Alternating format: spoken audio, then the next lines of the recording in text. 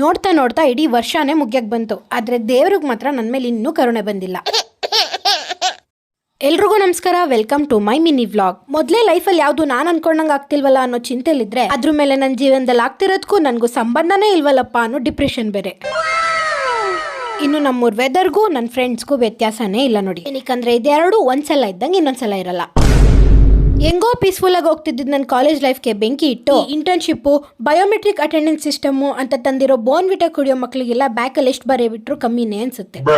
ನಾನಂತೂ ನನ್ನ ಲೈಫಲ್ಲಿ ಯಾವ ರೇಂಜಿಗೆ ಫ್ರಸ್ಟ್ರೇಟ್ ಆಗ್ಬಿಟ್ಟಿದ್ದೀನಿ ಅಂದ್ರೆ ಈ ಮೋಟಿವೇಶನ್ ಮೀನಾಕ್ಷಿಗೆ ಯಾರು ಮೋಟಿವೇಶನ್ ಕೊಡೋರು ಬೇಕು ಅನ್ಸುತ್ತೆ. ಹೋಗ್ಲಿ ಬಿಡಿ, ಇವತ್ತಿನ ಮ್ಯಾಟ್ರಿಗೆ ಬರೋಣ. ಮ್ಯಾಟ್ರಿಗೆ ಬರೋ ಅಂತದ್ದು ಏನಿದೆ, ಅದೇ ಹಣೆ ಬರ, ದಿನಗಳು ಬೇರೆ ಬೇರೆ ಅಷ್ಟೇ. ಹಣೆ ಬರ ಬದಲಾದ್ರೂ ಬದಲಾಗದೆ ಹೋದ್ರು, ಭೂಮಿ ಉಲ್ಟಾ ಪಲ್ಟಾ ಆದ್ರೂ ಖುಷಿಯಾಗಿರೋದನ್ನ ಮಾತ್ರ ಬಿಡಬೇಡಿ. ಏನಕ್ಕಂತಂದ್ರೆ ನೋಡ್ತಾ ನೋಡ್ತಾ 2024 ಮುಗ್ದು ಆಗ್ಲೇ 2025 ಹೊಸ ವರ್ಷ ಬರ್ತಿದೆ. ನಮ್ ಜೀವನ ಏನೋ ಮುಂದೆ ಹೋಗದೆ ನಿಂತಿದೆ ಅಂತಂದ್ರೆ ಕಾಲ ಮುಂದೆ ಹೋಗದೆ ನಿಲ್ಲುತ್ತಾ?